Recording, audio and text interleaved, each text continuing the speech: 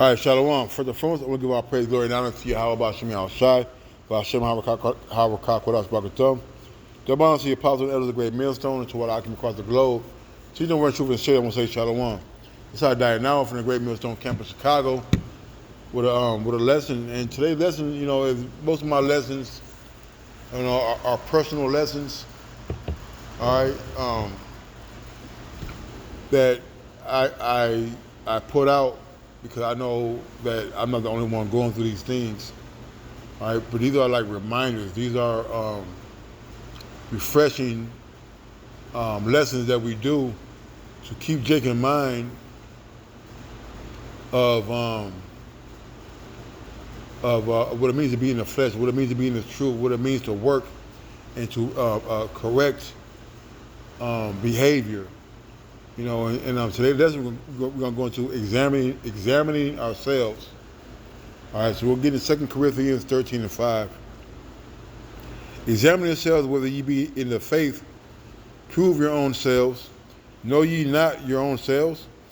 How the Yahweh Shai Mashiach is in you, except ye be reprobates. And when you examine yourselves, I call it going to the doctor. When you go to the doctor, you're relying on the doctor to point out anything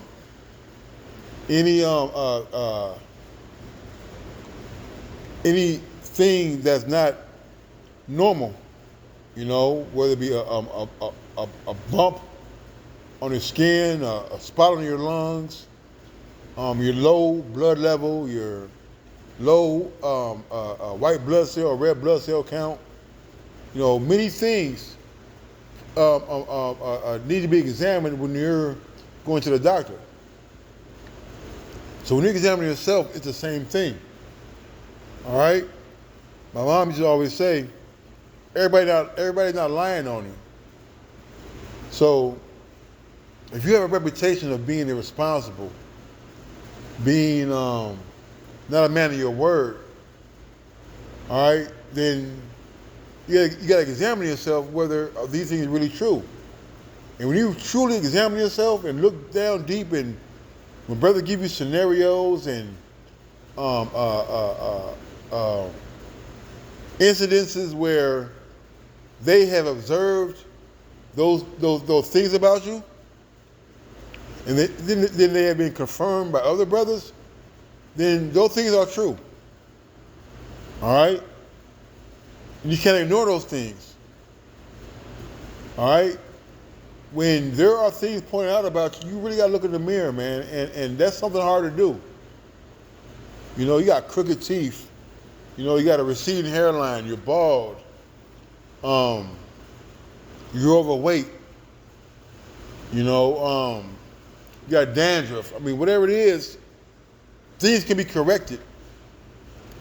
They can only be corrected if you acknowledge that those things are false. Those things are something that may be withholding you from elevating. Not to say being overweight or having dandruff, all right, having crooked teeth will stop you from being elevated, but just on a sense of correcting things that are wrong with you, that are hindering you from being better. Because ultimately, Yahweh Shemi Al Shai once was better for you. The brothers are around, they want what's better for you. And that's a hard thing to accept. Because when somebody tells you, hey, man, your feet stink, your breath stink. How much more when a brother tell you, hey, you're known as being irresponsible. You're known as being not a man of your word. You're known as not delivering on the things that you say you're going to deliver on. See, those things are issues. All right? And we got to make sure that we go through every nook and cranny of our body, of our spirit, of our work, and see, have you really been who you say you are? Okay? So these things that we constantly have to monitor. When you wake up every day, like some days you don't feel like, damn, oh shit, I got a headache today. All right, or damn, where did the bump come from? Where did the scratch come from? Why am I wheezing today? You see? So we got to make sure that we're going over a daily checkup each and every day. And the things that we don't find appealing or ugly, you know, you got to correct it, you know. And I want to say this too. Hey, you younger brothers are being heard. All right. I got counsel from a younger brother, man. And these are some of the things that he pointed out to me. All right. And you got to be able to understand that the Spirit of the Lord works through everybody who's in His truth. All right. The Spirit of the Lord be talking to these men. And they're going to tell you exactly what it is that, what it is and what it isn't. But we got to be willing to accept responsibility, accountability. We're dealing in Yahweh Shemi Shai in the argument and the truth. Because you know what it is that you're lacking. You know what it is that you're falling short of. You know if you're being a nigga. All right, you got $100 in your pocket. You go out, but you want somebody to pay for you. Hey, you know you being a nigga. You know, it's your last $20, $30. You got to pay tithes, but you want to go trick it off with a nigga woman and you skip paying tithes. Hey, you know yourself. You know if you had the money to do something and didn't do it. Hey, you know yourself. You see? If you truly don't like those things about you, hey, you change. I'm going to get this scripture right here because this is a total cut. And excuse me for my rambling. All right? But this has been on my spirit. In James 1:22 it says, "But be ye doers of the word, and not hearers only, deceiving your own selves," man. All right? You know, you can quote scriptures all day. You know, you can teach a class. You can give counsel. If you're not doing none of those things that you're telling brother to do, then what are you? You're a reprobate, man. You know that word reprobate, it means failure. You're actually tricking yourself.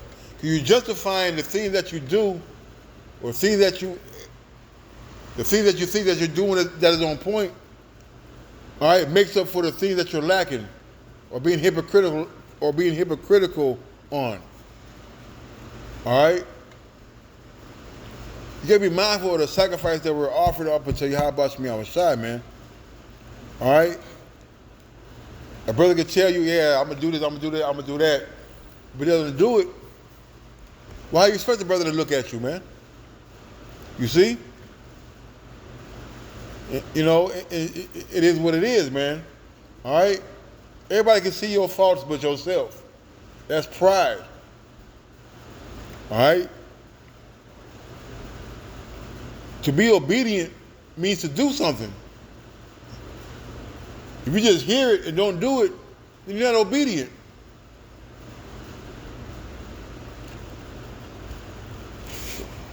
Let me get this.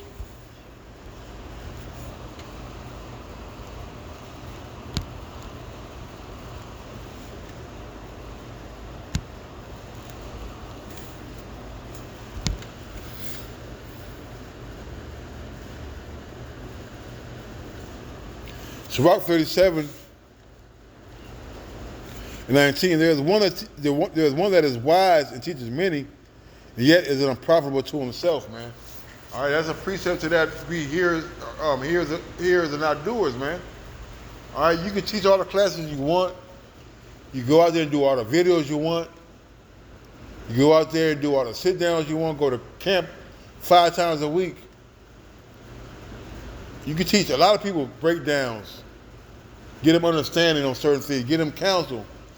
If you're not taking heed to what you are teaching, then it's not helping you any. How is it that you're going to teach? All right, look, let's be carnal. I can teach you how to get rich, right?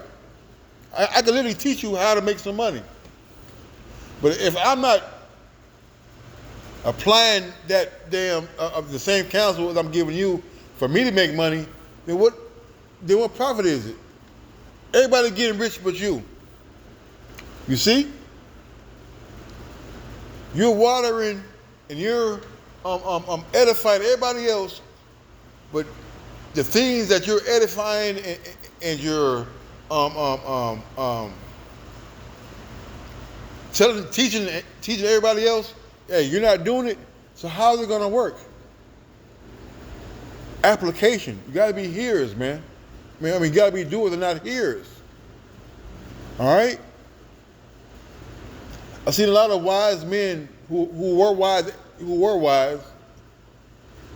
who were able to speak the Hebrew, teach the Hebrew, great speakers, had understanding. When it comes to application, that was nowhere to be found. Nobody's looking for a perfect brother, but we're looking for the effort. And you got to have the effort in order to increase yourself, man. If you don't do no push-ups, you're not gonna get big. If you put in the effort, you might do 20 push-ups a day, or 100 push-ups, or whatever. If you do them long enough, all right, you're gonna eventually get big. But if you don't do none, but if you don't do none, then you're not gonna get big at all.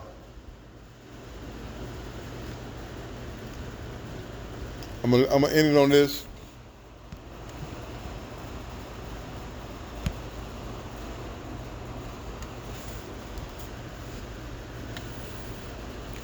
Jeremiah 17:9. The heart is deceitful above all things, and desperately wicked. Who can know it? All right? So you, in your mind, you try to justify yourself by your works. Oh, I pray 7 times a day. I give tithes. I go to camp. I do my videos. I'm in class every class day. So that gives me the reason to be slack on my personal business, man. No, it doesn't. All right? To be a man of the Lord, you got to be a man. And part of being a man is being accountable, handling your responsibilities in which I lack, in which brothers lack. All right, but we're talking about Big Ock. We're not talking about other brothers. We're talking about me only because I know that I go through this and I know other brothers go through it, man. All right? Your mind will tell you that you're on point, but your mind will have your ass deceived. I'm a man of the Lord because I put on a garment. I got a beard. I don't eat pork. I teach. I do this. But really, are you being, but what about the other aspects of being a man? Being a man of your word. You say something, do it. If you promise something, deliver it. Bills gotta be paid, you pay them. You see? And these things, although you could be up in age or younger in age, these things apply to everybody. And at some point, we got to examine ourselves to know whether that we are doing what's acceptable in the eyes of Yahweh Shemi outside. All right? So with that, I'm going to say, call Allah, Yahweh Shemi outside. The Apostle and the elders of Great Millstone. Until next time, Shalom and the Bible Bar.